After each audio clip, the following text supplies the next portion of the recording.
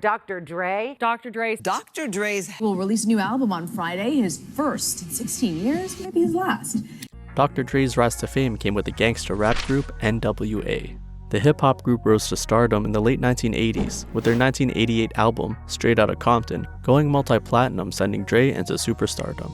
However, the rise to fame caused huge rifts within the group's members. In particular, financial tensions with rapper Ice Cube continued to escalate. This resulted in a tumultuous split between Ice Cube and his fellow N.W.A. members. Cube's departure was anything but smooth, as he claimed that royalties from Straight Outta Compton were being withheld from him. This led to Cube suing N.W.A. and Ruthless Records, where the two parties settled out of court. In 1990, Cube went on to release and recorded his first solo album, including several public jabs at his former comrades. This led to N.W.A. responding with diss tracks of their own towards Cube, as they recorded their next album, For Life. It was a feud that became highly publicized and seemingly came to a head on television itself. This happened on an episode of MTV's flagship rap show, Pump It Up. The show itself was hosted by Dre Dee Barnes, one half of the female rap duo Body and Soul. In a 1990 episode of the show, Barnes hosted interviews with both Dre and Ice Cube. Barnes had come out of the episode feeling that there was a lot of negative energy with N.W.A. during their interview, particularly focusing on a near obsession with dissing Ice Cube.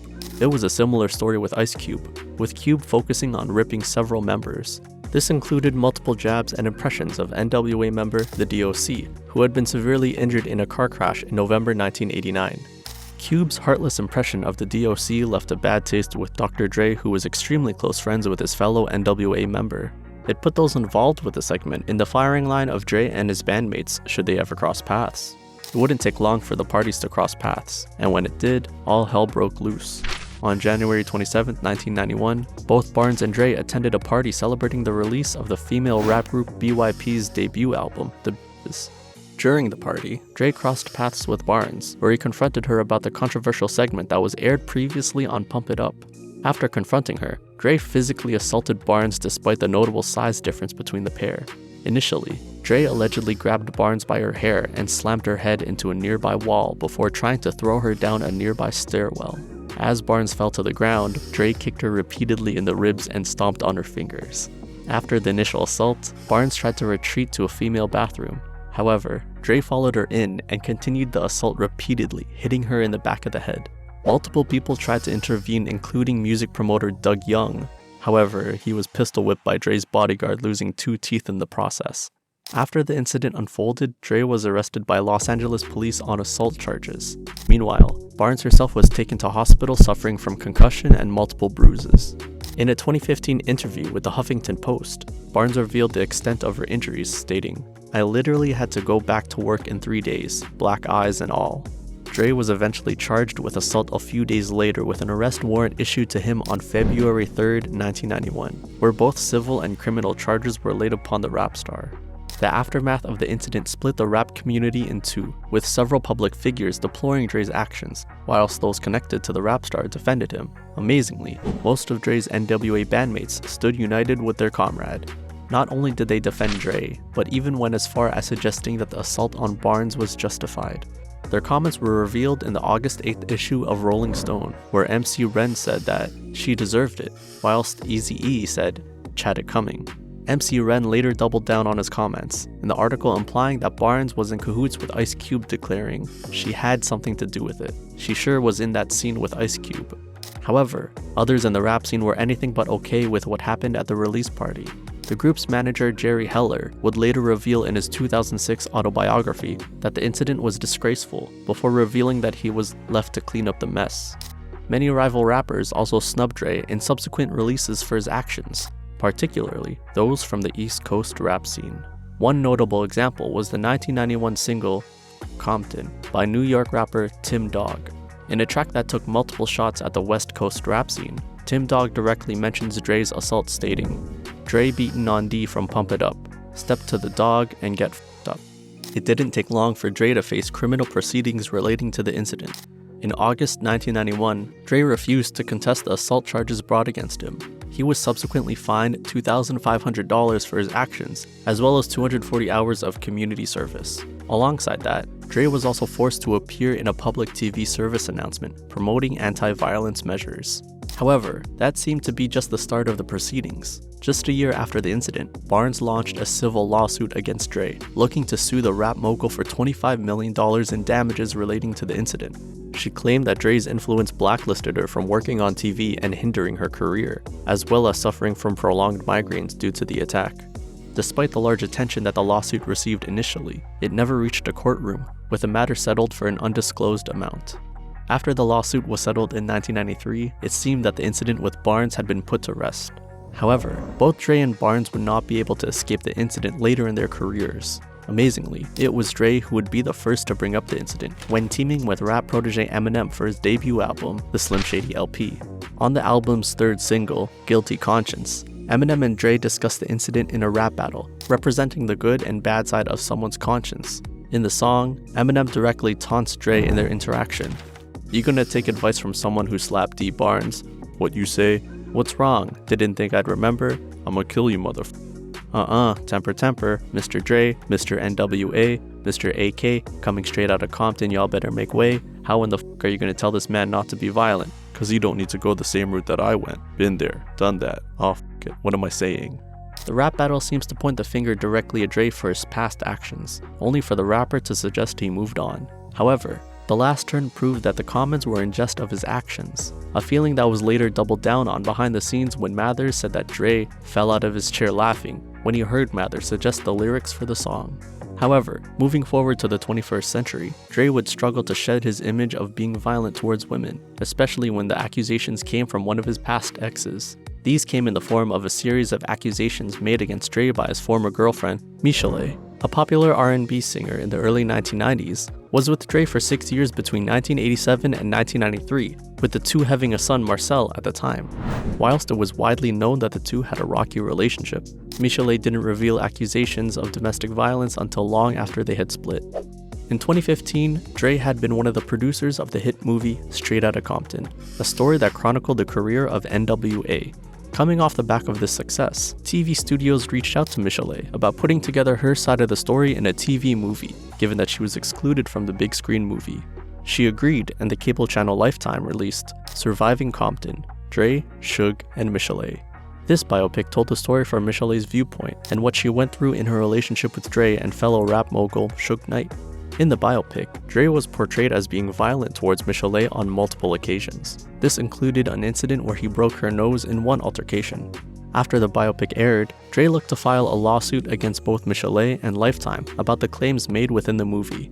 It got to the point that Dre's lawyer sent a cease and desist letter to both parties and claimed that the incidents were falsified. However, after several negotiations, the legal request subsided, with Dre going noticeably silent on the matter. When doing press for the movie, Michel'le pulled no punches about the abuse she suffered at the hands of Dre. In a 2015 interview with Vice Media, she said, "He broke my nose once, and then he went to attempt to hit again, but I moved." She'd go on to elaborate more about what happened in their relationship. "Whenever he would hit me, it was either or. We either had family members over, or it was just me and him. He did it mostly in our homes. I caught a lot of it in my bedroom at night, where he could close doors. He did it in the car. He would snatch me up in the car." At about the same time Michel'le's allegations came out, this once again saw many outlets press Barnes for her views on the incident and subsequent fallout. Unsurprisingly, she remained horrified by the incident even 25 years after it happened. In an interview with the Huffington Post, Barnes revealed that she was sickened by the incident being turned into a joke, particularly when hearing the way it was treated by Dre and EMINEM on Guilty Conscience. Somehow, the assault was reduced to a joke. "I ain't no joke. I'm not. And domestic violence is no joke. It's a serious issue." She also highlighted that she wanted to grow from the incident and use it to show that it was not okay for women to be hit, declaring, "I was not the first, but I wanted to make sure I would be the last." More stories would later emerge about Dre's violent past dating back to before he hit it big with N.W.A. In an interview with Hip Hop Wired, author Ben Westhoff made claims that Dre beat his first girlfriend, Lisa Johnson, whilst she was pregnant with his daughter, LaTanya Young. In his book, Original Gangstas, Westhoff interviewed Johnson where he beat her a bunch of times in the 80s when they were together, including while she was pregnant. Westhoff later stated that Johnson took Dre to court over the beatings where a restraining order was placed on the rising rap star. With the onslaught of accusations mounting up against him, Dr. Dre took on the accusations at full face value. The rap mogul publicly apologized for his actions in 2015, giving numerous statements to numerous organizations shortly after the release of Straight Outta Compton. In an interview with the New York Times, Dre blamed the actions on excessive drinking, stating, "25 years ago, I was a young man drinking too much and in over my head with no real structure in my life. However, none of this is an excuse for what I did. I'm doing everything I can so I never resemble that man again. I apologize to the women I've hurt. I deeply regret what I did and know that it has forever impacted all of our lives."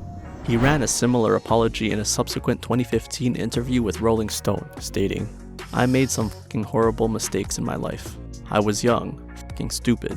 Those are some of the things that I would like to take back. I paid for those mistakes, and there's no way in hell I will ever make another mistake like that again." He would go on to further reflect on the incidents in the 2017 documentary, The Defiant Ones, where he particularly lamented the assault on Barnes. "This was a very low point in my life. No woman should ever be treated that way. Any man that puts his hand on a woman is a fucking idiot. He's out of his fucking mind, and I was out of my fucking mind. I fucked up, I paid for it. I'm sorry for it, and I apologize for it. I have this dark cloud that follows me and it's going to be attached to me forever. It's a major blemish on who I am as a man." After the documentary won rave reviews, including its candid nature on difficult subjects, Dre seemingly saved enough face to carry on with the music industry, a career that has brought him a billion-dollar empire. Alongside his albums going platinum, Dre has earned a hugely successful producing career working with the likes of Snoop Dogg and EMINEM. Alongside his musical successes, Dre also found success as an entrepreneur. The rap mogul co-founded Beats Electronics, an audio equipment company that went on to have huge partnerships with Apple and other brands. When the brand was bought out by Apple in 2014 for $3 billion, it helped further showcase him as one of the pop culture icons of recent times. So much so that Dre was estimated to be worth $400 million through his various accolades. Whilst Dre enjoyed a stellar across all fronts, the same couldn't be said for Dee Barnes. At the time of the assault, Barnes was enjoying a flourishing career in the media industry, fronting primetime shows on networks such as Fox. Her career continued to reach some highs, such as hosting a 1993 music showcase in New York, headlined by Queen Latifah. However, she subsequently dropped from the limelight, seemingly out of the media spotlight as well as the music industry. She maintained that her career was further altered by the incident with Dre, stating that her stance against violence made her a scapegoat for roles being axed, forcing her to step back into ordinary jobs to get by. It wasn't until 2019 that Barnes would make headlines worldwide again, albeit for a different purpose altogether. This time, the former rapper was facing homelessness and started a GoFundMe page to help her get back on track. In an interview with Hip Hop DX, Barnes officially revealed that she was homeless at the time, explaining, "I am officially homeless. My goal with the campaign is to regain stability, which is imperative for survivors of any trauma." Although Barnes never revealed what caused her to become homeless, her GoFundMe page was a success, raising $15,000, triple her original goal of $5,000. It was enough to mark the turnaround of fortunes in her career. It was enough to give Barnes a spotlight in the media again, one that didn't fall on deaf ears. She ended up garnering the attention of prominent media mogul Ronald Martin, the owner of the media group Black Star Network. It was then where Barnes was awarded her first media show since the 1990s, The Frequency with Dee Barnes. The show gave Barnes the chance to shed spotlight on upcoming female rappers, much like what she did before the infamous assault. It gave her the chance to shed the baggage from the incident with Dre and enjoy a full circle moment nearly 30 years after everything came brutally unstuck.